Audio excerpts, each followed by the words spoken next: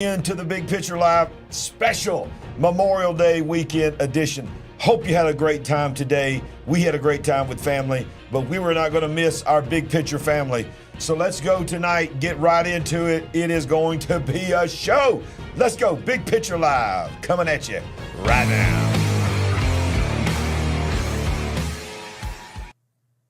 All right, we do have the queen in the house. There she is. She's coming in. She's coming in. If I can click the right button. There she is. Yes. Woo!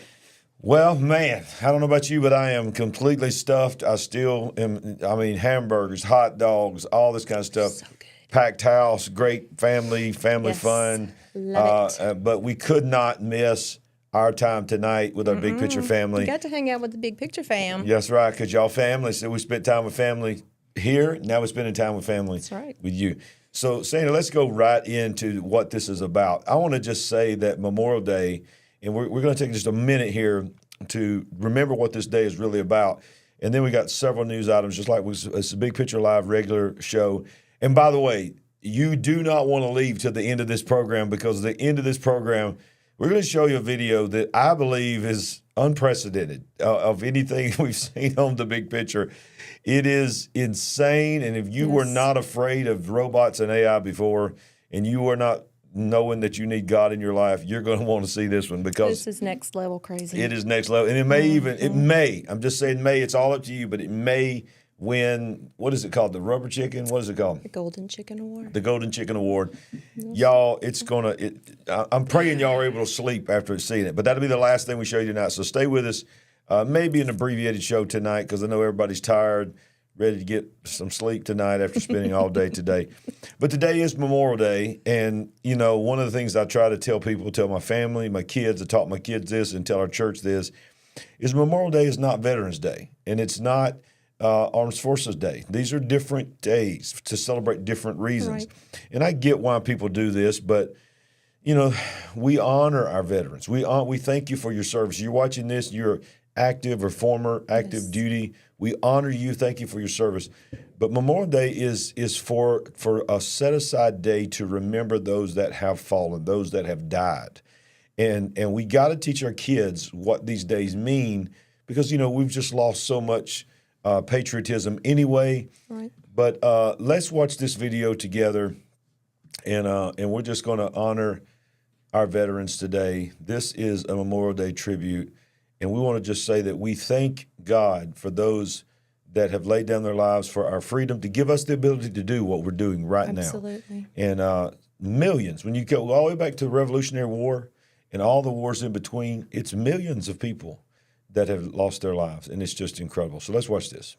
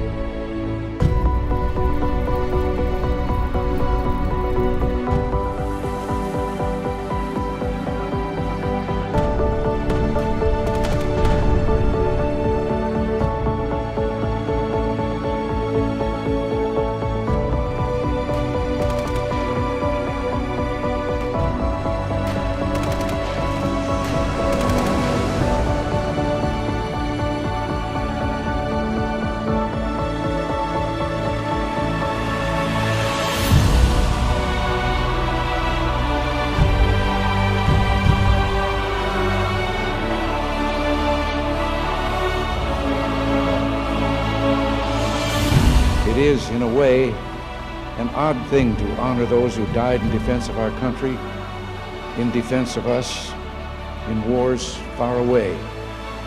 The imagination plays a trick. We see these soldiers in our mind as old and wise.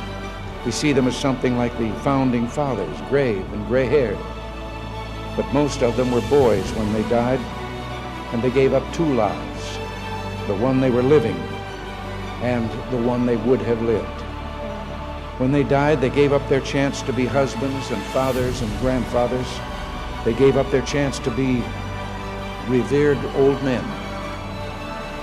They gave up everything for our country, for us. We owe them a debt we can never repay. All we can do is remember them, what they did, and why they had to be brave for us.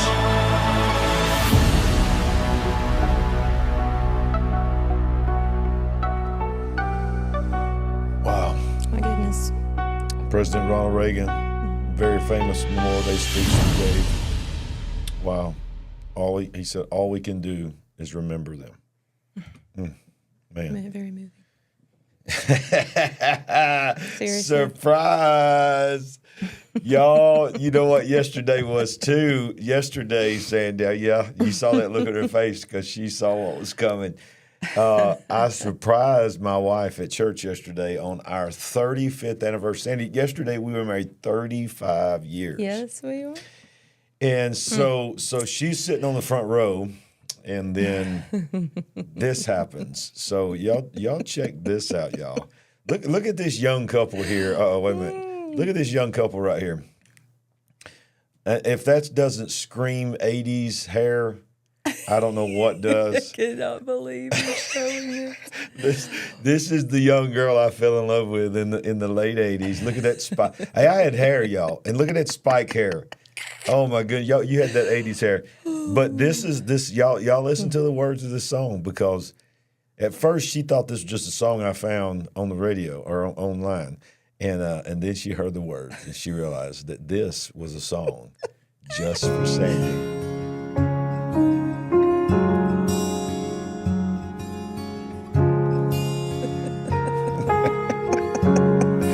Look at that preacher.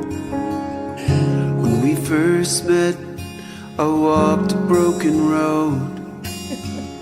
I was so lost, I thought I had no hope. You came along, we were only kids, but you heard from God. I'm so glad you did. You transformed my world. You helped me make it through. When you said in faith, I see greatness in you. When it got to that part right there, that's when she looked at me like, you could see the wheels were turning. She's like, he found a song where they say, I see greatness in you. But then right now is when she realized, the next part is when she realized, oh, wait a minute, this is more than that. Your love and kindness, your patience and your grace, God was working through you, and forever I was changed. Now our life together Here it comes. is a testimony still. Our story is a movie of miracles fulfilled. Oh, Sandy, you're my one and only. All right, so when you heard that, what did you think? When I heard that, my jaw dropped, first of all. And I was like, I turned to somebody and I said, he got Chat GPT to write a song for me about our anniversary. But it wasn't. I got somebody to write it, but it wasn't ChatGPT. So I was told. My goodness. So I was told. This is supposed. But Sandy, I'm sorry. I have to show this because y'all that are new to Larry and Sandy and all of this. When we moved into our building, we made a video, and there used to be this big mound of dirt out in front of our building. And so all I'm going to do is I'm just going to let it play. And this, ladies and gentlemen, this is video gold. This is video gold, and this is. Kidding. But it is funny. This is your Sandy from the big picture, y'all. What was this? 2013? 2012 or 2013. This was 2012, I believe. Yeah. Fulfilled. Oh, Sandy, you're my one and only.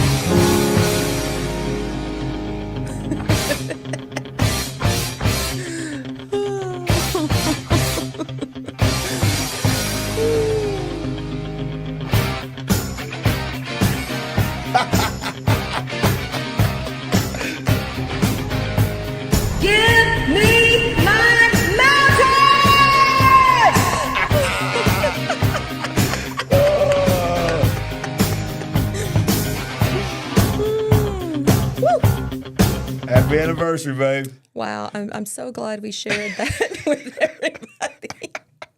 I know you're laughing your heads off, and some of you are looking at each other going, "What's happening? Yeah, what is this? This is supposed to be a news show. What is going on right now? But hey, we're family and we share, Yes, right? yes. So we wanted to share.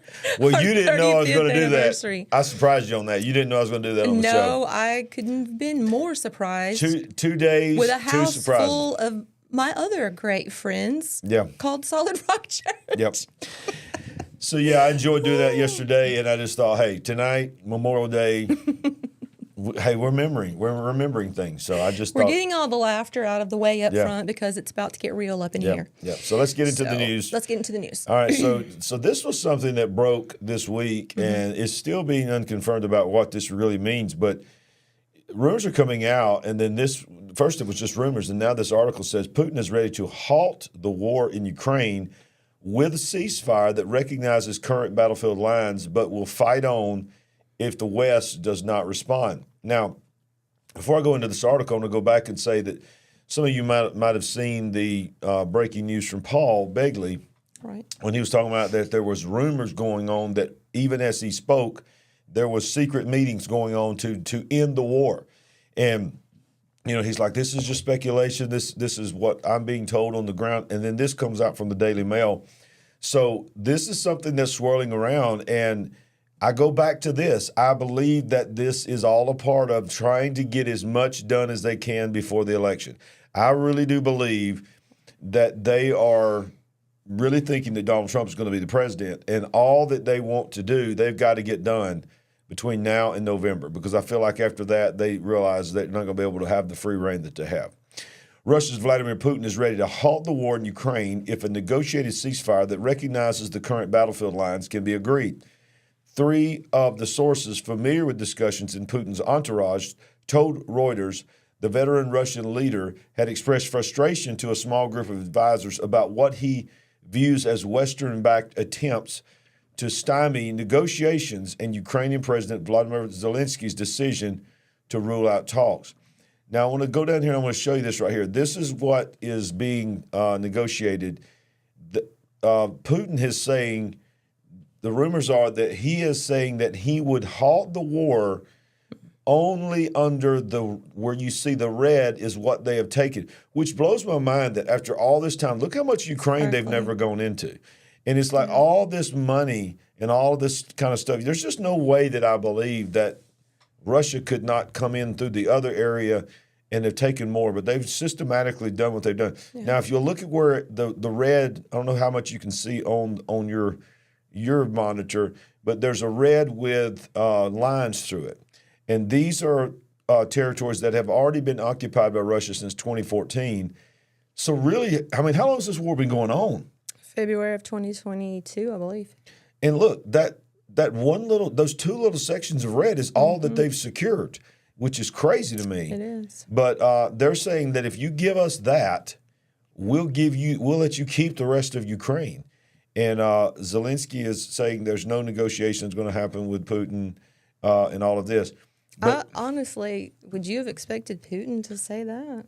That to end the war? That he would be satisfied with? No, I really wasn't. I think he realizes, and there again, I've said it one time, I've said it again, I don't believe Donald Trump is the savior of the world. But I believe Putin realizes, look, I don't know how much more I'm going to get if he becomes president. He's going to shut me down. So, I mean, honestly, I don't know what he's thinking. I don't know how he, what's going on in his mind. But the bottom line is this. Let's go back to this map again. Honestly, I don't see it ending this way. But if you're Ukraine, you still got Kiev, you still got Lviv or Liv, however you say that. Mm-hmm. These are some of their major cities that they've always talked about. It's like Odessa that's like a port city or on the coast right there. Yeah. I mean, and like you said, Kiev. Yeah, I mean, the overwhelming majority of the rest of the country, I don't know what parts of the country are where crops are grown, but there are natural resources all in this country. Yeah. It's like a breadbasket. Right. Commerce, a lot of just a lot of things going on. There's a lot in that country. I'm very surprised at this. I would Yeah, me think too. that he would not stop until he had every square inch of it back in his control. But Well, I agree, and I think that just sort of screams that there's something else going on that's causing to push him in that direction. what is it? What is it? Yeah. What is it? Putin's spokesman, in response to requests for comment, said the Kremlin chief had repeatedly made clear Russia was open to dialogue to achieve its goals, saying the country did not want an eternal war. Ukraine's foreign and defense ministries did not respond to questions.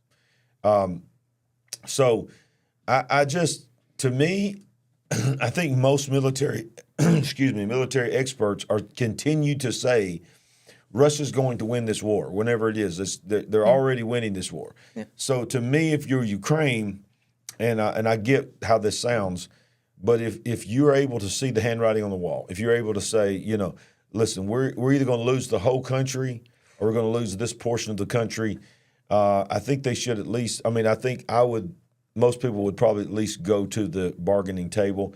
We'll see what happens, but that is top of the news. Exactly. More NATO news as we get into this, and more Ukraine news is NATO chief said this week that Ukraine should be allowed to use Western missiles against Russian mainland. So you got Russia saying, hey, let's negotiate, and then NATO is saying it's time for you to take these missiles and bomb Russia. Don't just defend yourself in Ukraine, but take the war to Russia. Yeah, so Putin has said that NATO better not be getting involved, and I'm sure he means especially America. Yeah. And he has enough intelligence and spies and so forth to know that we've probably been training Ukrainians for different pieces of equipment, that we've been involved to certain extents, and he, to me, has shown a lot of self-control to not have blown up or gone crazy on us before now. Yeah, and he even made it clear as what you're talking about is he said if NATO gets involved and NATO comes onto our land, then you're asking for World War III. Exactly. Because he said then we're going to engage America and NATO directly. Sure. Right now they're not. Right now they're just saying, and then you got the NATO chief saying Ukraine is going to be a member of NATO. So if you're there, you're sitting there as Russia, and by no means are we defenders of Russia. But if you're Russia, you're sitting there thinking, hey, we're going to negotiate peace here, but then they're going to turn right around and put them in NATO right on our border. So the title of this article is not completely baffling, but I'm reading this and I'm like, we already know that this is a bad thing to get into, but whatever. Yeah. This country, our country, has sent now how much money?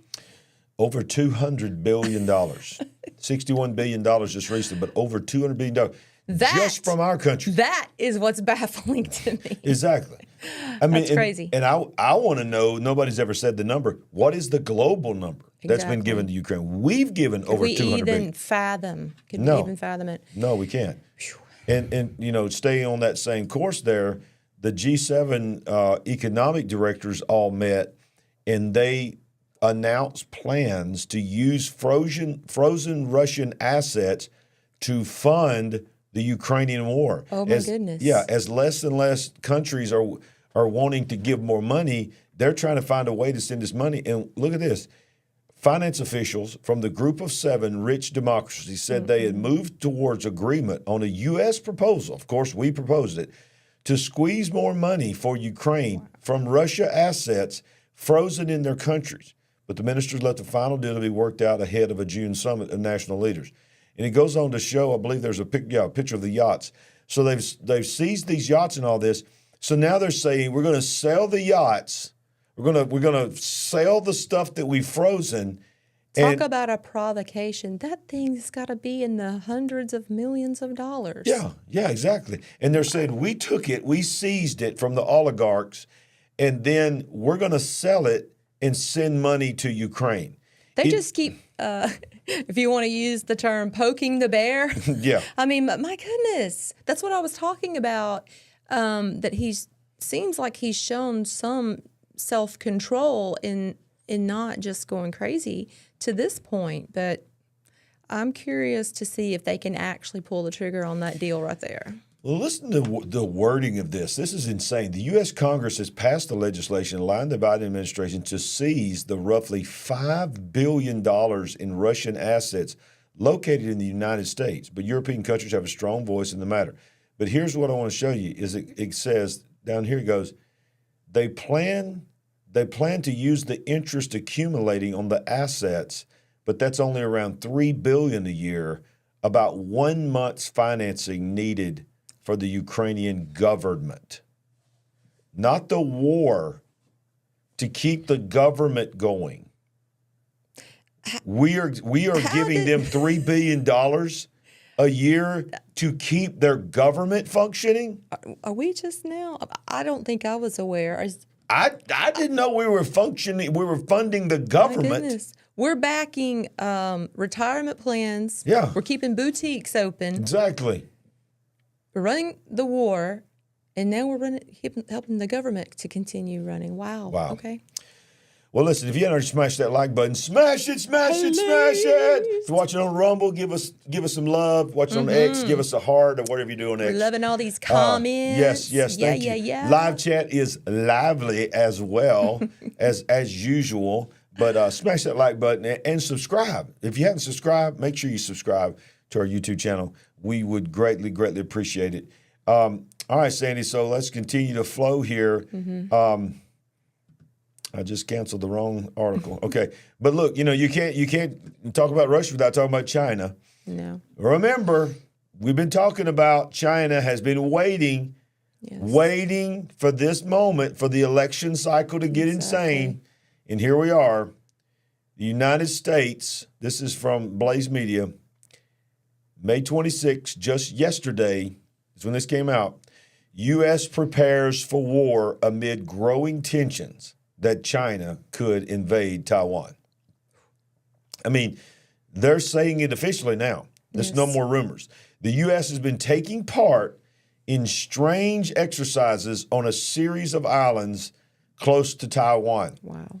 The Daily Mail reported that the United States military is actively preparing for war against China. Where have we heard that before? My goodness. Over tensions surrounding Taiwan. The report noted that Marines from the United States and Philippines have been taking part in a strange war game on a series of small islands in the area. The exercises have included deploying teams of Marines from Chinook helicopters, assessing terrain, and even readying unarmed assault rifles.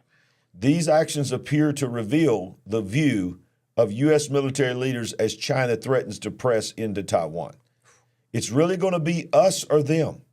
You do not want a world order where our adversaries try to define new norms. The language in this article, my goodness. We keep having an escalation in the phrases and terms and all kinds of language that is being put out there. This is among some of the harshest that I've seen, and it is what we've talked about for so long. Yeah. We're inching. We were inching. It feels like we're almost getting to a gallop now. Yeah, and once again, we always say we hope we're wrong. We hope we're wrong, but it seems like we're batting a pretty good average right now on this channel, and conspiracy theorists especially are really batting a pretty good average. Go down to the bottom of that article where it talks about new norms. That's a great way to put that. You talking about the quote that I just said, or the actual paragraph? It's in this article where it talks about you don't want your adversaries. Yeah, that was here it is. Trying to define new norms. You don't want a world order where our adversaries try to define new norms, and you certainly don't. Continue reading that. It would be very bad. It would be very bad for the world, and it would be especially bad for America. Yes, this is what I'm trying to talk about, because so many things that we use and are accustomed to being free flowing into our country come from China. Right. And Taiwan is a manufacturer of these chips. Yes. And Are they the number one provider? Developer of chips? I think it might be the number one. If they're not, they're pretty close. So they have China and Taiwan are having their tensions. Yep. And then we have our tensions with China. Yep. And we cannot imagine a scenario where the ships stop bringing things to our country. No, we can't. And here's another thing that a lot of people's not talking about, but Taiwan has developed into the system of the chip manufacturing a kill switch, where they have said to the world that if China invades, we kill it. And I don't know what it all means, but they shut it down to protect it. And when they shut that down to protect it, it protects their ability to do this, but yet it still effectively does the same thing. The chips stop getting made. And You're talking about the manufacturing? The manufacturing. They have to where they couldn't just come in and take over the facility and continue the production? Yeah, they would. Wow. They would kill it. They've got it built in. I heard them discussing that on Glenn Beck the other day. And so basically, if you remember during the pandemic and around that time, there was a chip situation. All these cars. Yes. We all remember that. I mean, that was crazy. I mean, we weren't in the market for a new vehicle, but hey, sometimes people need new vehicles. Companies need fleet vehicles. Yeah. And to not even have access to that. Because the entire car was made. Every part of the car was made, but it could not run because it was missing one chip. And millions of cars were sitting in the parking lot. Because of a chip. Strange days, strange times. Oh, and by the way, side article, I don't have the article in here, but you was talking about, we wasn't in the market for a new car. We hadn't been in the market for a new car in a very long time because we buy used cars, whenever it's time for us to get one. But the average age, I just saw an article today that said the average age of cars now are 14 and a half years, all-time record. So people can't afford to buy a new car. So the average age of cars now is like 14 years old. Well, that's a little surprising that it's that old. But, yeah, I wouldn't want to go try to get a brand-new Silverado truck or Tahoe or anything like that because you're talking about a house. It's the equivalent of a house when we got married. A nice house when we got married. If you got a nice full-size SUV, you're probably looking at $60,000. Oh, more than that, Sandy. I'm not talking about even totally tricked out. Just a nice Chevrolet Tahoe. Some of these things are $100,000. I know. Y'all, we bought our first house for I think $30,000, something like that. Something like $35,000, something like that. Yeah, you're right. Come on. Well, did you hear about the pier? They just had this idea. This is just government in action here. So let's get aid into Gaza. Your tax dollars at work. Right? Your tax dollars at work, exactly. Let's get aid into Gaza.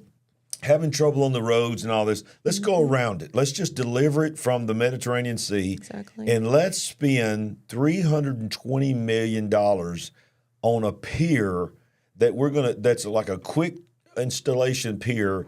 And it's going to be the answer to all the aid going into Gaza. Well, you can't make this stuff up. Biden's $320 million Gaza pier detached this week and drifted down to an Israeli beach. And when the boats went out to get it, they got stuck as well. Wow. A section of the $320 million floating pier built and erected off Gaza's coast has broken off and floated onto an Israeli beach. The Saturday mishap is the latest setback for the U.S. humanitarian aid project after 3 U.S. troops were reported injured aboard the pier 2 days prior, including one critically. The Times of Israel's military correspondent reported that, quote, an American vessel used to unload humanitarian aid from ships into Gaza Strip via a floating pier disconnected from a small boat tugging it this morning due to stormy seas, leading it to get stuck on the coast of Ashdod, eyewitnesses say. Well, okay, let's just pause here and talk about this for a moment. Normal seas, this seems like this would be possibly at least a questionable idea to put a floating pier on normal seas, let alone stormy seas. And now someone has been killed, you said? At least one soldier? Critically injured. And then one boat got stuck, and then at the very end of the article, it says the recovery operation has gone well either.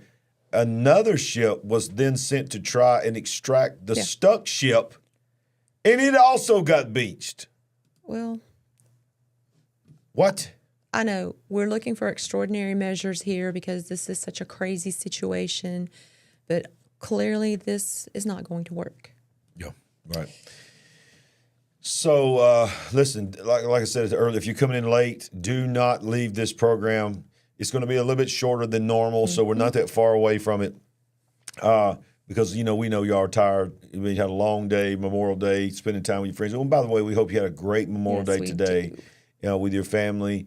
And then I hope that you are able to teach your kids about what Memorial Day is all about. If you're coming in late, go back and watch the replay. We spent the first couple of verse segment talking about Memorial Day. And then, of course, we also had a memorial for you as well.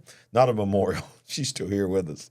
But a remembrance of our 35-year anniversary. Thanks. I did not mean a memorial. This is a memorial when your life ended when you said yes to me 35 years ago. Your life just began, right? Oh, yes. Right? Come on. All right. We tell people we finished raising each other. Very true. I think I'm still raising you. No, I'm definitely still raising you. I agree. Well, here we go. Navy Command. Oh, by the way, I got sidetracked. We're going to show you a video at the end of this. Don't leave.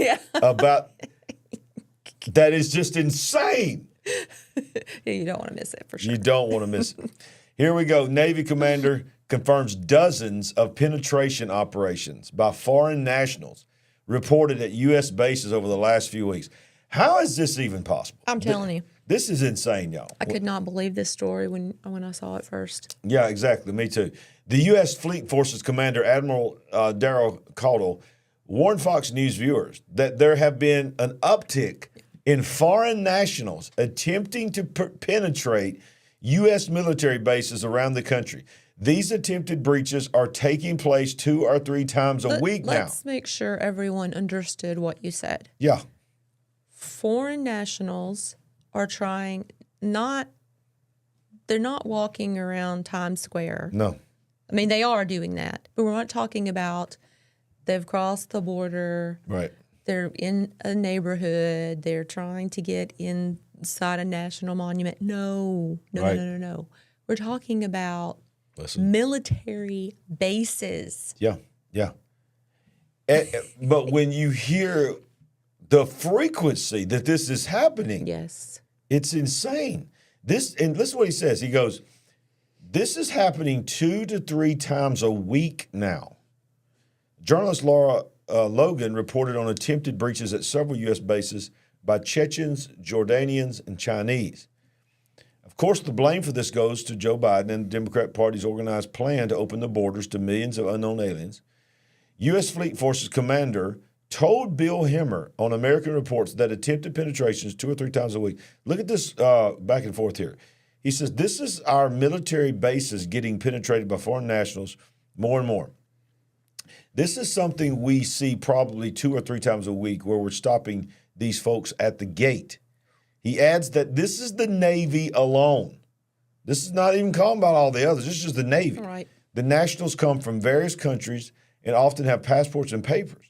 Bill Hemmer says Chechens, Jordanians, some of them just crossed the border. What's going on? The admiral says, well, this thing in our military bases gets penetrated. It's happening more and more. And he says a week? This happened in a week? He says a week at least. And this is just the Navy alone where we're seeing folks try to come in. And usually the cover story is, I'm a student, I'm here, I'm an enthusiast, I want to see the ships, that type of thing. We have to turn them around, and typically we get NCIS involved in those. And we get biometrics when possible. But yes, there has been an uptick in that. He says, do they have passports? A lot of times they have passports. They have papers. Yes, but they're in no way, shape, or form authorized to be on our base. It's really hard for us to tell the underlying motive of these types of cases.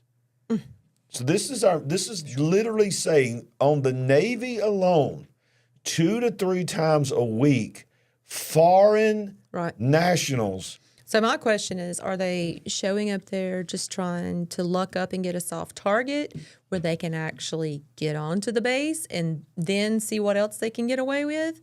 But if you're having to spend time and resources dealing with this, you know, who knows? Before, I don't know, you just are overwhelmed or your guard is down. And they do actually get into the base. Yeah, and I'm agreeing that there's probably soft targets. There are probably some that are just trying to get intelligence. They're probably trying to map out how easy or hard it was to do this, that, and that. Yes. Where they can go back and report, reorganize how. Listen, ladies and gentlemen, we have said it. This is not hate speech. No. We have said it. We are being invaded by our southern border. Yes. There are enemies of this country. Look around at the protests, and I say that in air quotes, Palestinian protests, where they are taking over, pulling down American flags all over this country and raising the flag of something that's not even a country, a movement. And they are taking over these college graduations. They're draping these flags. Whoever's making the Palestinian flag is making bank right now because that flag is everywhere. Everywhere. Just this week, Sandy, what is it? The Alaskan, I can't think of it, state park, the big one that everybody goes to in Alaska. It's got the big mountain. Denali National Park, and another park that I can't remember which one it is. Mm-hmm. They were construction workers building a bridge. They banned them from flying the American flag. In our national parks, they banned them from flying the American flag, but yet the Palestinian flag is everywhere. Right. I'm telling you, y'all, I'm going to say something crazy here. I believe if you really get right down to it, everybody talks about George Soros and all this, and I do believe he's behind it, but I believe China they are so manipulative. I believe China is behind the Palestinian protests because it is creating upheaval in our country. Yes. Y'all, we are being attacked. This is the closest thing that American soil, the continental 48 states, has ever been to being actually land invaded. Okay, well, if we didn't take in another immigrant for a long time, there are already enough people here that are unknown who they are, unknown their whereabouts, that if they had something in the works, we would be in a lot of trouble. Yeah. And the thing is, I actually believe that there is something in the works. Me too. Where will it come from? When will it happen? I don't know. But we don't need any more people to show up that would be a part of it. There are enough people here now, if they had enough ill will, that they could do a lot of damage. Yep. And let's not forget what today is. This is Memorial Day. This is when we remember the hundreds of thousands, if not, if you go all the way back to the Revolutionary War, the millions that have laid down their life for the cause of freedom. How many of those would literally roll over in their grave? How many of those would be destroyed to know that what they laid their life down for? Yes. And you look at our country now, I mean, we have no appreciation of that. We have no appreciation of what freedom really means, what freedom really is. You know, Ronald Reagan said, we are the city on the hill. You know, we're supposed to be the light. Yes. That, of course, the Bible talks about that being the believer, but he was using that as an illustration that for so long, this great experiment called America, it was so radical. No one had ever had a constitution and a Bill of Rights like us. But it's almost like that document. Here we are on Memorial Day 2024. It's like that document is literally meaningless. It's meaningless. I mean, it's like, what do we really have freedom of speech anymore? Do you think we have freedom of speech? If I had freedom of speech, there's a lot of things I could say right now that I know I can't say. Because the moment I say them, I'm going to be censored. I'm going to be flagged. I could be deplatformed, kicked off. So we lost freedom of speech. Freedom of religion, to rightfully share your faith, has been gone as well. Yep. So without somebody censoring you. And we're not even talking about governments in some of these situations. We're talking about corporations who are so large and have so much power yes, that they come in, like in the instance with this show. right. It's not necessarily even the government. It's big corporation. Yes. So, Yeah, exactly. And that's where it's headed. And of course, while we are shrinking, NATO is shrinking in importance and relevance, and the dollar is shrinking. yes. The BRICS is just becoming the standard. And so we look at this right here. The de-dollarization bombshell has dropped. The coming of BRICS plus decentralized monetary ecosystem is upon us. Get ready for what may well be the geo-economic bombshell of 24, the coming of the decentralized monetary ecosystem. It says, welcome to the unit, a concept that already had been discussed by Financial Services and Investment Working Group, set up by BRICS Plus Business Council. And here are a serious shot of becoming official BRICS Plus policy as early as 2025.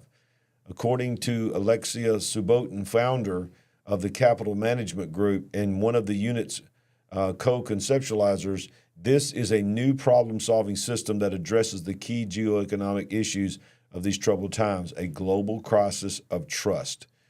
So basically, they are releasing, let me give you layman's terms of what this means. Yeah. This is BRICS releasing what we've been talking about, their digital currency, their CBDC, backed by gold. Oof. This article goes on to say it will be backed by gold. So it will not be worthless paper or even worthless digital data. It will actually, contrary to the US dollar, be worth $1 if it says it's $1. Right. And when you have that, and then you have the removal of the petrodollar and the removal of all these things that we've talked about so much on the show, combined with all this other mess that we're talking about that's going around the world. It's not so much the removal of the petrodollar. People are seeking other ways to settle global trade. Right. And so it is the dollar, our dollar is about to undergo some very bad times. Yeah, and speaking of dollar, one of your favorite places to go is the Dollar Tree. And, because, Dollar Tree was called the Dollar Tree because everything was $1. Now, not long ago, it became the Dollar Tree, but also, AKA also known as the $1.25 tree behind the scenes. And then they started having $3 stuff, right? Yes. $3 and $5 items. And I saw in an article that some states and stores will even have items that are up to $7 because they're broadening their merchandise. And, it's just a convenience. If you're always having dinners and parties and you need cards and little gifts. Oh, yeah, but that time you brought home that $1 steak, I had to draw the line there. We had to investigate. I was like, we gotta see about this. I'm sorry, I love me some steak, but I ain't eating no $1 steak. What is that? Is that Impossible steak? Probably. But look, the reason I said that is because the death of the dollar store is upon us. Yes. For years, dollar stores were a fixture in nearly every strip mall in California, offering cheap household goods, breads and produce, even toys and gifts. But it seems like your favorite dollar store is headed for the exit. You're not wrong. 2024 may be the swan song. Wow. In April, the California-based 99 Cents Only announced it was closing all 371 locations after decades in business. The retailer blamed economic factors, including rising levels of shrink inflation and shifting consumer demand that has presented significant and lasting challenges. So this is the 99-cent store. But now, of course, we don't have that particular store here, but we have the Dollar Tree and all of that. So the article goes on to say that Dollar Tree and even Dollar General type stores, even though it's a little bit different, the title of dollar is becoming irrelevant as well because it doesn't mean anything, because there's nothing in that store is going to be only $1. You're right. So I'm telling you, it's just another fixture of something that we've known forever fading away. Well, for this store to close 371 stores, is that every one of these stores? No, they went out of business. They closed in California. They closed every one of the stores. That's a radical move. Yeah, it is. To shut the entire operation down. I mean, we're hearing of different stores, we're closing this location, but you can continue to shop at the location across town or whatever. That's a radical move. Yeah. Yeah. You can't even leave a few of them open? Wow. Well, Dollar Tree, who owns Family Dollar, recently said that it will close nearly 1,000 stores. That's after Dollar Tree raised prices in the past couple of years for the first time in decades. Right. Others, like Dollar General, say they continue to grow even if it's been a rocky road. Dollar General recently opened its 20,000th store. Now, that don't surprise me because there's the Dollar General like every, 5 miles? 5 miles. Around here. Around here it is. I don't know if that's that way in every state, but Dollar General is kind of like the corner store. Right. If you don't want to go all the way to the big store, you can just run in here and get a bag of ice and some milk or, some cleaning supplies. And it's great. And I think most of us appreciate that convenience because there are times when you don't want to go in the crowded store. Exactly. You want to just run in here, pick something up on your way home, and be done with it. But those days are going, Sandy. They're going little by little by little, and I think it's planned. I think it's a rollout planned. It's all a part of digitizing everything. Yes. Musk, Sam Altman, all of them are coming out just in the same week, starting to talk about universal basic income. Musk said this week that it will not be long that jobs will be a hobby that you may want to have because there'll be no jobs for you to have. So everyone will get a check. Everyone will get I did not see that video. Yeah. He literally said jobs will be like a hobby, that things that you enjoy doing that you'll just do. Jobs will be gone, and that's where the economy is going. And the final part of this article says the Sun recently called what is coming a retail apocalypse, and so we all know what apocalypse means. It's doomsday. It's the end, and so what does that mean? Does that mean everything's going to be delivered? Is everything going to be digital? Yes, that's what it means. And why do we know that? Why do we know that's where it's going? Because the World Economic Forum told us that years ago. You will own nothing and be happy. Everything will be rented, and you will lease it, and you will be happy. And people laughed at that and said, that's insane. But that is where we're going. I'm telling you, when you see these stores, mom and pop stores are putting signs up around here in Alabama, of all places, yes. Cash no longer accepted. I mean, when's the last time you saw somebody in front of you in a line anywhere writing a check? Oh, no, that's been over for a long time. That was the first. Before they completely shut it off, they offered to fill it in for you. Yeah, right. Oh, I remember those days you'd give it to them. They'd give it back to you. Oh, but now, I mean, you go to Walmart every week. Do you ever see anybody writing a check? No. No. Do they even still take checks? I think they do, but I doubt if they even take checks. You rarely see a person with cash. Exactly. You Rarely ever. And it's like if you do see somebody in the check take out cash, the cashier is confused. I've watched them. They're like, what do I do with this? Right. How do I count? I don't know how to make change. For some people, getting the card out of their wallet is going a step too far. They just want to use their watch. True. That's true. Apple Pay. What I love it is when you occasionally see somebody using cash, and let's say it's $16.25, and they give them $20.25. Because that's where we were trained. That's where we lived our life. They're like, they look at that quarter and they're like, I don't understand. Just give me the $20 bill. It's enough to cover the $16.25. It's like, I don't want change. Well, these younger generations, they got this look on their face like, I don't get it. I mean, that's where we're going, y'all. Yep. It's just crazy, crazy, crazy. And guess what? This is Memorial Day 2024, which means we're about to be head all the way in to politics. Yes. And in fact, just a few weeks from now will be the first debate between Donald Trump and Joe Biden. And that is going to be must-watch TV, y'all. I'm telling you, I really believe it is. But Trump come out this week and said something I couldn't believe he openly said. I mean, he's just getting bold. He went ahead and said, Biden will not be my opponent.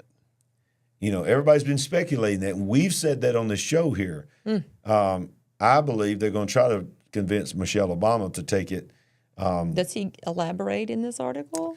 No, but he does make a bold statement. It says, made a monster prediction about his election contest with the presumptive Democrat nominee, President Joe Biden. Let me scroll right down here. It says, he's surrounded by a bunch of Marxists, a bunch of fascists, and they want to keep their jobs, and they want to destroy our country. But he has no clue. He doesn't. If you look at him, he doesn't know where he is. He said, you know that. I know that. Everybody knows that. And I doubt he will even be running, frankly. I can't even imagine it. So the poll numbers for Trump are going through the roof. I mean, and you know how slanted those polls are. And for the polls to be as slanted as they are and him to be that far ahead, they're panicking. So it is my opinion. I've said it on the show. I'm going to say it again. Right.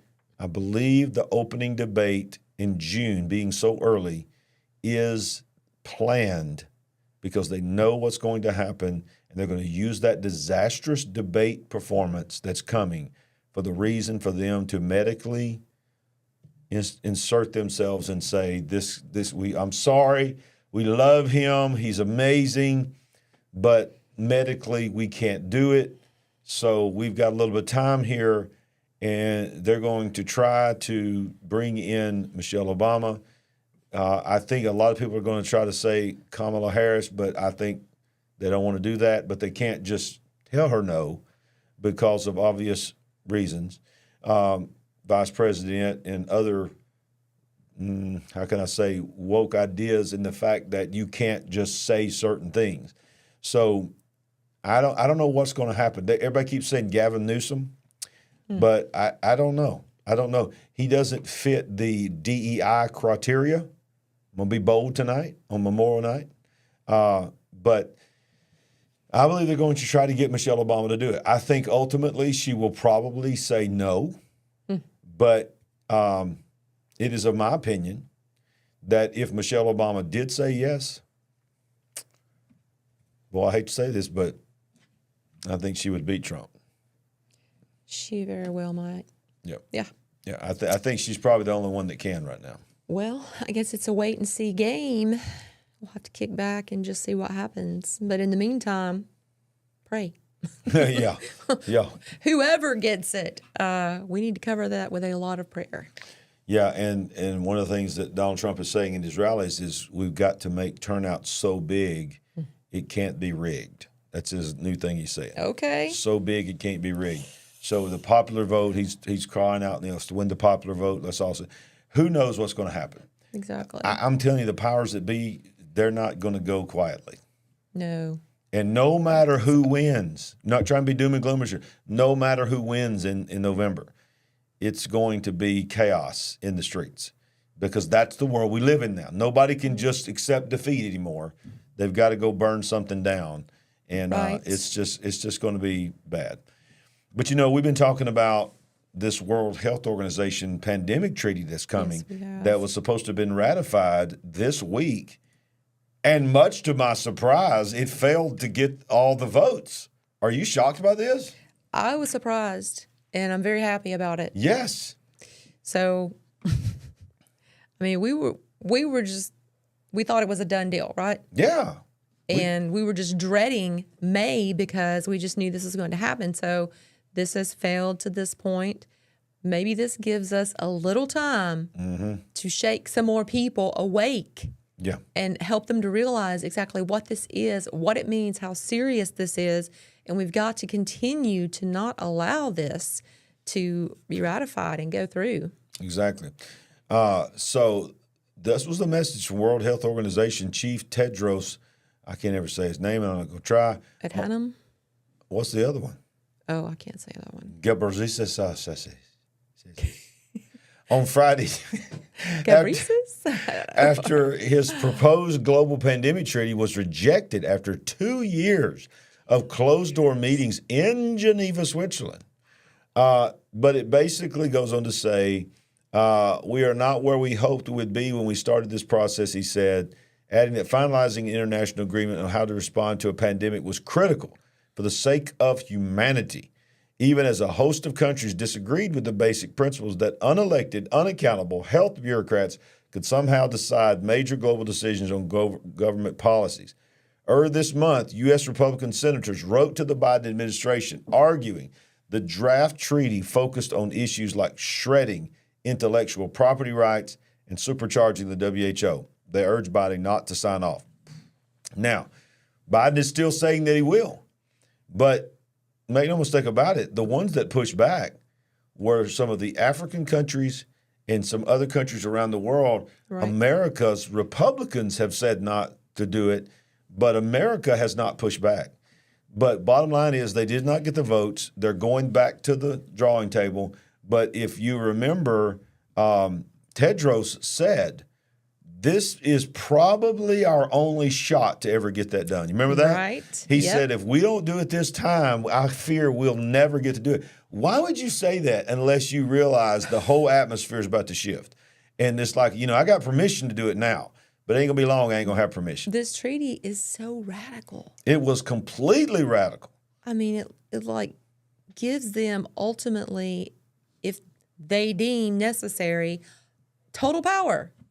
Well, Yeah. maybe not total power, but Pretty a much. lot of power to dictate to the world. And to override your freedoms and Yes. also to say, give us your supplies. Because this country over here don't have enough money to buy supplies, so we're going to take your supplies from your people. What is that you just read, to get rid of personal property rights or... Yeah, intellectual rights, intellectual property. Like they were overriding, like if I were to create a platform, that they would be able to take over the platform to use for their messaging. Yeah, we don't need a group of people that are this radical dictating to the world No. what we're going to do. Let's go on and finish this. It says the World Health Assembly next week would urge participants to make, quote, the right decision to take this process forward. So they're not giving up. To day one, reach out a pandemic agreement because we need it. Addressing a sullen final day of negotiation, the WHO chief insisted this is not a failure. We will try everything, believing that anything is possible, and make this happen because the world still needs a pandemic treaty. Because many of the challenges that caused a serious impact during COVID-19 still exist. I want to read that statement again. Yeah. Because the world still needs a pandemic treaty. Can everyone say with me all together, we don't need it and we don't want it. Stop it. We're going to have to be diligent because they're telling us they're going to keep coming back to the table until they get some form of this done. Exactly. But we're going to keep exposing it right here. Yes. And if this show is a blessing to you, if 35 years of marriage, y'all, we celebrated that this weekend. And who knew when we first got married, 2 kids, we'd be, who even knew this kind of a technology would ever exist? If you were to tell 35 year ago, young married couple, Larry and Sandy, one day you're going to be sitting in a room in front of a camera about this big, and you're going to be talking to the whole world, they're going to be watching live, we would have laughed you out of the room. Yes, we would have. But here we are, exposing the lies after lies after lies. Yes.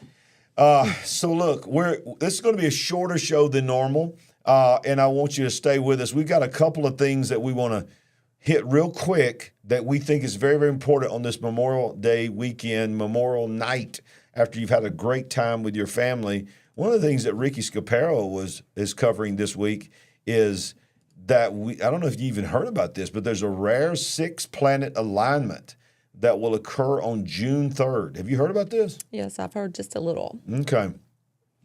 This year's already amazed sky gazers with a rare solar eclipse and a geomagnetic storm that caused stunning northern lights display worldwide. We saw them in our backyard. Yes, it was we did. incredible. However, there are still more incredible cosmic displays to come. 6 planets are expected to align next month, creating what the Weather Channel called a planetary parade. So this will be on a Monday. Big picture live. Maybe we can throw the camera up to the sky. Somebody, can you plan to take your telescope outside? Please. And we will pipe you in. Yeah. And you can let us all share in your views of the sky. That would be amazing. That'd be great. The stunning alignment will occur just before sunrise on June 3rd. Of course, we will not be doing the Big Picture Live just before sunrise. So during the solar spectacle, the orbits of Jupiter, Mercury, Uranus, Mars, Neptune, and Saturn will bring the 6 planets to the same side of the sun. Now, Stan Dale's been talking about this, that when this sure he happens, has. it's not a good thing. So the moon will also be visible. So that's going to be a pretty interesting thing. The Weather Channel said those hoping to observe the full spectacle would need binoculars or a telescope. Viewers should keep their eyes fixed on the eastern horizon just before sunrise. I don't know, I may set the alarm and wake up. I'm going to wake you up and Okay. take you outside and get you some binoculars. Good and say, luck with that. Look at those 6 planets. Well, ladies and gentlemen, we have come to the point in the program that you've all been waiting for. It is time. It's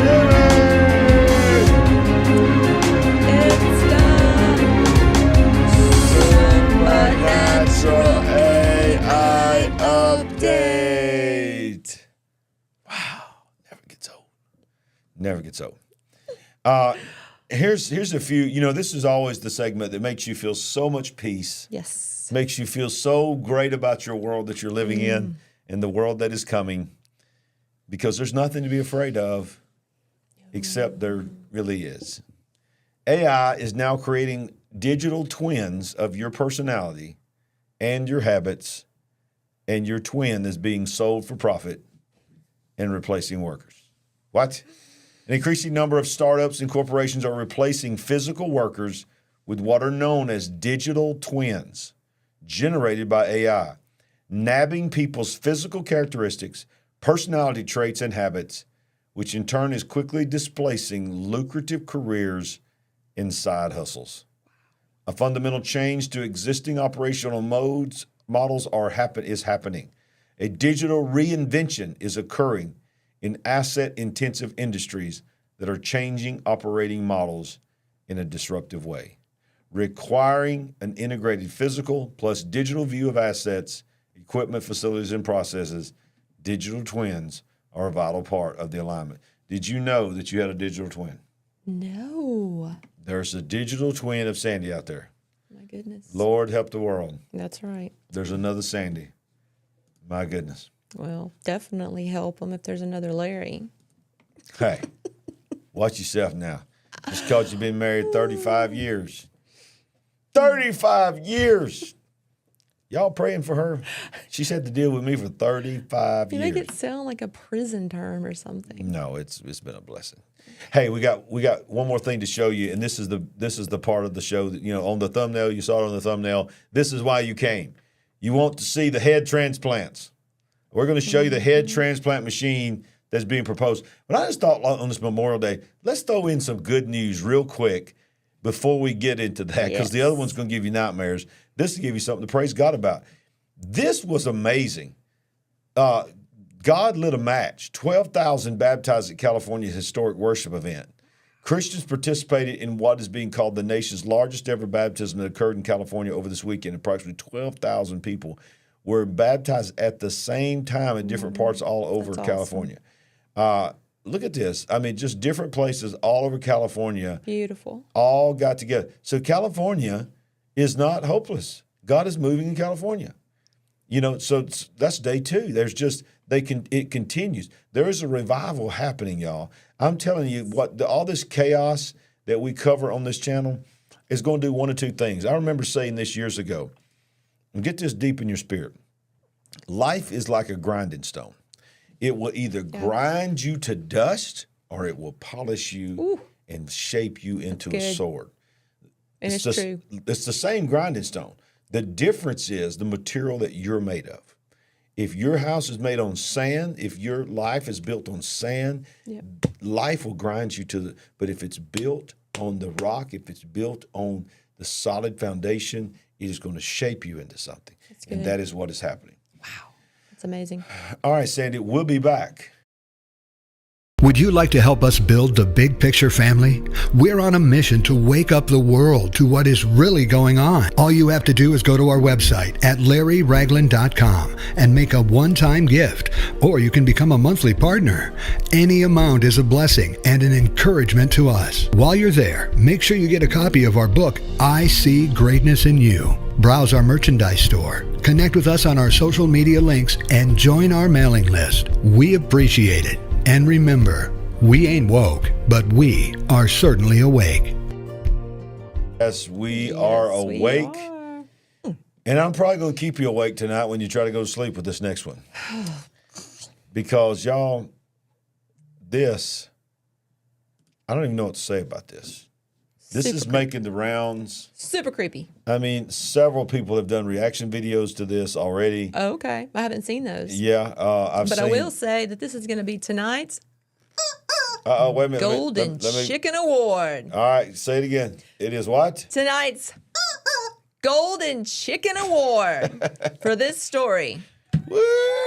The Golden Chicken Award goes to... I couldn't think of anything more creepier than this next story.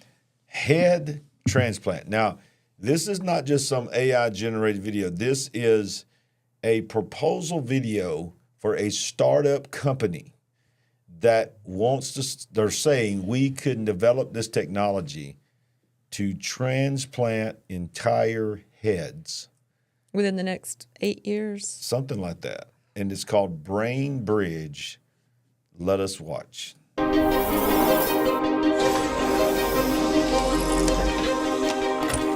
Introducing Brainbridge, the world's first revolutionary concept for a head transplant machine, which uses state-of-the-art robotics and artificial intelligence to conduct complete head and face transplantation procedures, ensuring smooth outcomes and faster recoveries. Because head transplants require high speed, precision, and efficiency, Brainbridge utilizes advanced high-speed, high-precision robotic systems to speed up the process, eliminate human error, prevent brain cell degradation, and ensure seamless compatibility. The head transplant procedure involves removing a person's entire head containing the brain from their current diseased body and attaching it to the body of a healthy, young, brain-dead donor. Head transplants could provide individuals with severe medical conditions such as terminal cancer, paralysis, spinal cord injuries, or neurodegenerative diseases the opportunity to have a fully functional body while preserving their consciousness, memories, and cognitive abilities. The neurons are the longest-lasting functional cells in the human body. And according to our estimates, the brain is capable of lasting several hundred years, provided that the rest of the body remains young. The brain... I'm going to stop it because it's a long video and it's a little creepy. A little? Really? Do you understand that this, of all things that we have ever shown on this big picture, is the most fulfillment of movies that we've ever seen? We have seen this in so many movies over the years where there is this desire for eternal life and the useless eaters, whatever you want to call it, they just sort of have a factory where they take advantage of their bodies, and the rich and the wealthy are finding a way to do that. I don't know if you caught what he said. Your head can be moved to an otherwise healthy body that just happens to be brain dead or brain damaged. So what's to say that they do not cause some kind of damage to the underprivileged so that someone could live forever? You mean the way they're abducting people in some countries so that they can harvest their organs? Exactly. For organ transplantation? Look, I personally do not believe this. I do not believe that it is possible. I do not believe that it's going to be possible. Okay, just because you remove someone's head, you're not just going to place it on another person's body. And I don't care if you're somehow able to fuse the arteries together. I'm sorry, this is pie in the sky. They probably have some other thing cooked up, like these people that believe they're going to transfer their consciousness to a computer and live on in the internet or whatever the theory is. I do not believe it. And even if it was possible, it would end up being so messed up. Oh, God, so messed up. Yes. So messed up. Yeah. Even people who do get organ transplantation or even blood, they experience different things that their donors, maybe some habits or characteristics that the donor that gave them the blood or organ, it doesn't usually completely change someone's personality, but, you know, these things have been documented of people taking on different characteristics after receiving donation. So I am not buying this at all. Did you hear the part where the narrator said, we believe, according to our estimates, that the human brain could live to be hundreds and hundreds of years. Oh, yes, I heard it. As long as there's a good body. So what I was thinking is, you know, the rich are buying into this. They're gonna buy into this because they'll be like, you know, I'll just get a new body when this one wears out, but my brain will live forever. My consciousness will live forever. I'll still be me. Yeah. But just in another body. Yep, that's where all this is going. Well, leave it to the so messed up. To the big picture to give you such an amazing, exciting thing to think about as you close out your Memorial Day. As you try to go to sleep tonight. Yeah, exactly. And get a restful night's sleep. Hopefully you will not be thinking about this. This is a shorter show than normal, but we wanted to make sure that we came on here with you guys on Memorial Day night to let you know that we love you guys. Yes. We appreciate doing live with you. All of your support, all of your comments, we read them. They touch us so much. Them. Oh, man. I mean, we cry, we laugh. You guys are amazing. This has been an amazing journey so far, and we are just getting started. Yes. Just like me and you, 35 years. Oh, yeah. This weekend. Let's do another 35 to 40. How will we be in 40 years from now? I can't do math that high. I'm 56. So I'll be pushing 100 years old. I want to grow old with you. Will you grow old with me? Let's do it. All right. And let's grow old with you as well. Yeah. Because we're in this together. And we want to remind you that no matter what's going on, we don't care if people's taking heads off and putting it on other people's and all kinds of stuff. Yeah. Right here, we ain't woke. Mm-mm. But we are certainly